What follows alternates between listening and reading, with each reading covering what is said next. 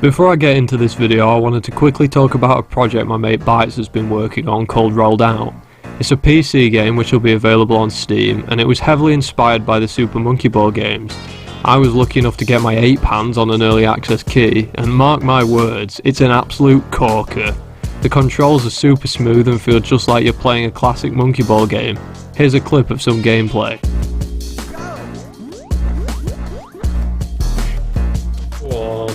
Get in there, you. Now if that wasn't epic, I don't know what is. Bytes and the dev team plan on bringing in a whole host of new features, such as custom level support and online multiplayer. So if this sounds like the sort of thing you'd be interested in, I've slung some more info in the description, including a link to their Indiegogo campaign where you can chip in some cash to help aid the development, and maybe get some exclusive items in return. When I first wrote this script, the campaign hadn't even launched yet, and now, maybe a month or two later, they've got over $50,000, and 3 of 4 stretch goals have been met, which is a little bit mental. The campaign ends only in a few days, so make sure you go and get yourself a Steam key while you still can, because let's face it, this is probably the closest we'll ever get to a new Monkey Ball game that's actually any good. Cheers.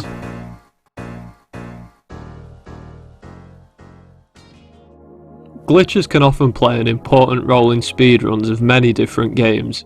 Sometimes they only skip short cutscenes, avoid small sections of the run or cancel animations, saving a handful of seconds or even just a few frames. Other times, a single glitch can entirely change how a game is speedrun, perhaps even affect a number of different categories and save minutes or even hours, and Super Monkey Ball is no exception. Monkey Ball speedruns were considered relatively glitch-free for years. Sure, there was the odd error every now and then, but nothing more than music cutting out or activating a goal without breaking the tape, nothing that would actually help save any time. Oftentimes, players would joke of stages containing an elusive purple goal, a warp goal that instead of skipping just 1 or 2 stages, would take you straight to the credits or straight to the end of the difficulty. This purple goal, of course, was never anything more than a joke amongst community members. In 2016, a Reddit post from a total outsider to Monkey Ball speedrunning took the whole community by surprise, confirming the jokes and deceitful rumours of the mysterious purple goal largely to be true. By complete accident, this user had discovered an unknown glitch 15 years after the game's release that was so groundbreaking, it not only affected multiple different categories, but multiple different games also. This is the story of the glitch that revolutionised Super Monkey Ball speedrunning.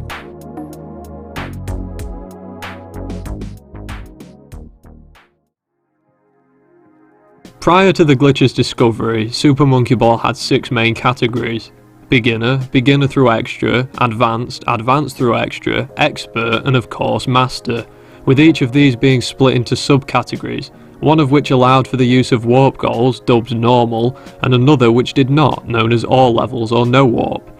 In the normal expert category, players could take advantage of warp goals to skip a maximum of 5 stages, a red goal on floor 2 to skip 3 and 4, a red goal on 42 to skip 43 and 44, and a green goal on 46 to skip floor 47, so the minimum number of stages played in order to complete the category was 45. The expert world record at this point was 10 minutes and 23 seconds set by Columbal, a run that was considered significantly optimised and very difficult to beat. It was about 2 months after this record was set, in August 2016, when Mr. T-Squared88 made his infamous post to our speedrun detailing his discovery of a groundbreaking new glitch. His post is pretty long-winded and doesn't read particularly well, so I'm just going to paraphrase it for the sake of the video.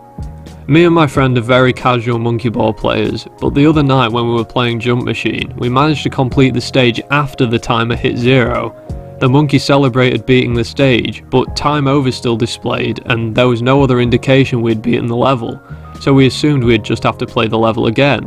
When we respawned, we were taken to a glitched stage. The level name was just random letters, but the stage number displayed as 50, the final floor of Expert. When we beat this floor, we were taken straight to Expert Extra.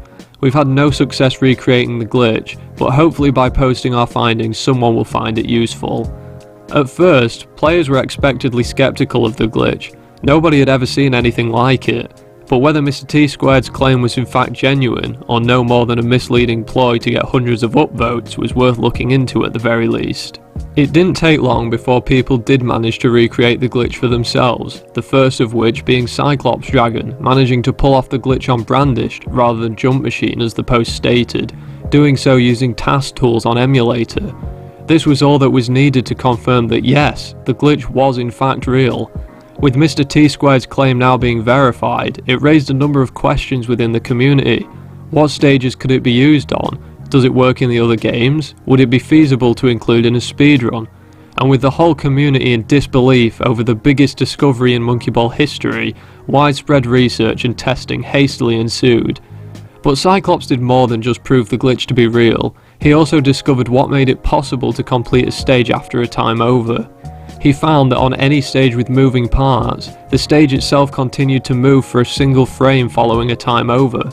This meant if you managed to time over in a position where stage movement alone on this one frame would push the monkey through the goal, the glitch would occur. So how exactly does the glitch work, technically speaking? Well, at first it was generally thought to be the result of an underflow error. I even said so in my world record progression video. However, a closer analysis using Memory Watch concluded this wasn't exactly the case. Instead, when the tape is broken, the level ID for the next stage begins to increment on each frame of the animation. After this reaches the level ID for the final floor, it sets to 0xFFFF or -1, which marks the end of the difficulty, and stops incrementing.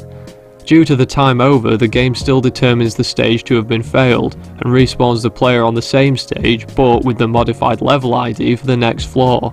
As the level ID now marks the end of the difficulty, completing the stage will then take the player to either the extra floors or the credits. With this newfound knowledge, the community research led to conclusions being drawn and questions being answered, the most impactful of which was the discovery that the glitch was not exclusive to Super Monkey Ball 2, but also worked in SMB 1 and Deluxe. Also at this point, it was thought the glitch was not possible in the PAL version of SMB 2, as stages did not continue to move for an extra frame post time over. Answering this question immediately raised more, and players set out to find the earliest stages the glitch could be utilised in each category.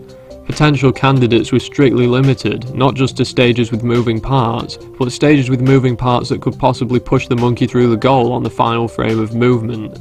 In Super Monkey Ball 1, this ruled out every floor in beginner.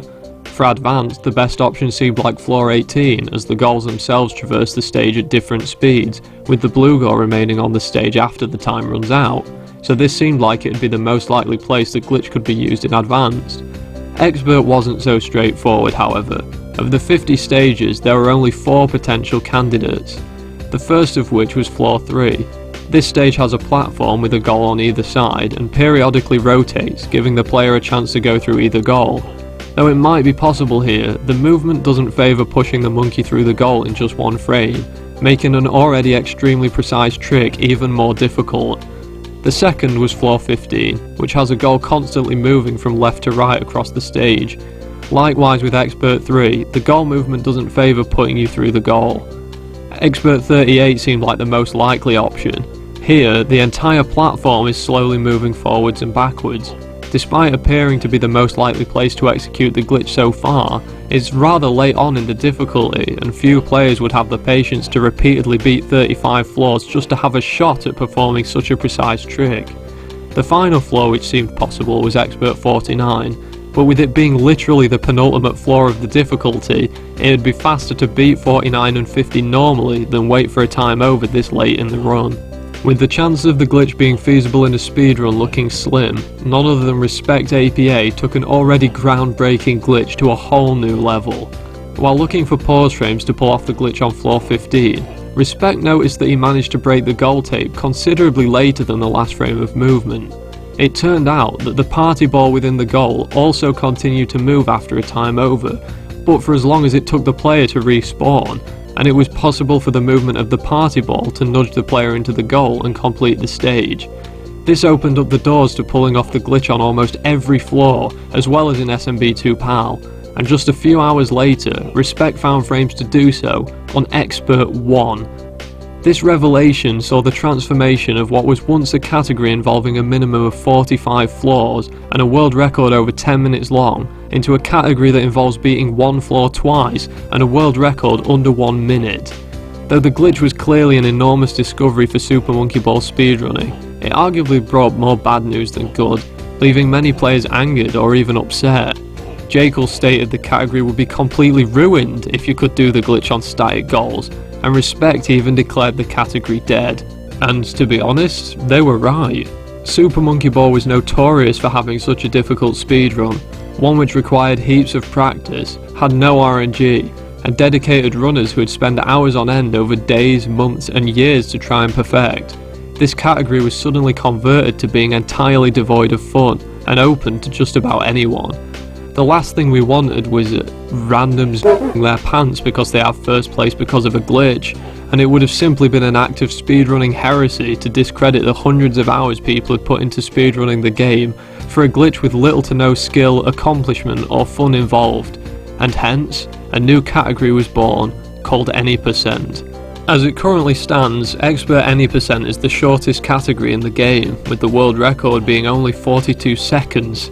The record for Advanced Any% is the second shortest at 1 minute and 12 seconds.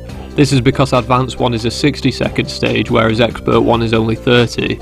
Beginner Any% is 1 minute 22 seconds. Getting a wrong warp on Beginner 1 is essentially a TAS-only stunt, so in runs players go for Beginner 2 instead.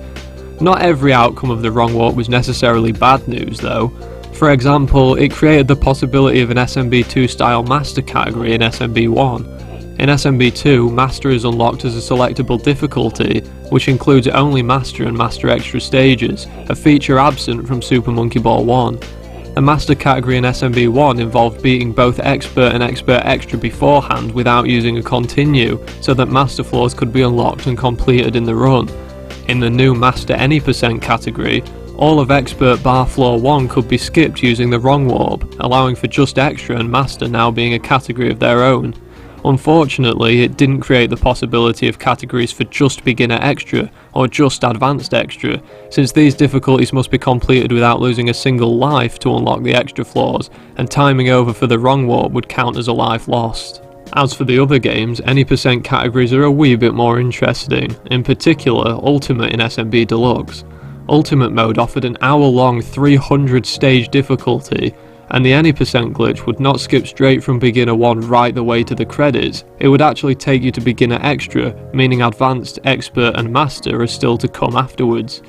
Furthermore, with so many floors in each difficulty, sometimes the level ID doesn't increment to the end of a difficulty before the animation completes. In these instances, you don't warp all the way to the end of the difficulty, but rather the floor with the level ID which was reached when the animation ended. The number of floors skipped also varies depending on whether an original Xbox or Xbox 360 is being used.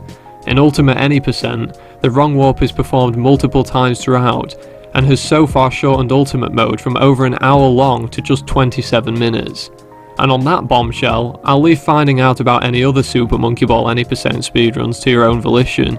I'd like to give thanks to Cyclops Dragon and Bob Jr. Sr. for helping out with the research that went into this video, and don't forget, go and get yourself a key for Rolled Out. Thanks for watching everyone, cheers.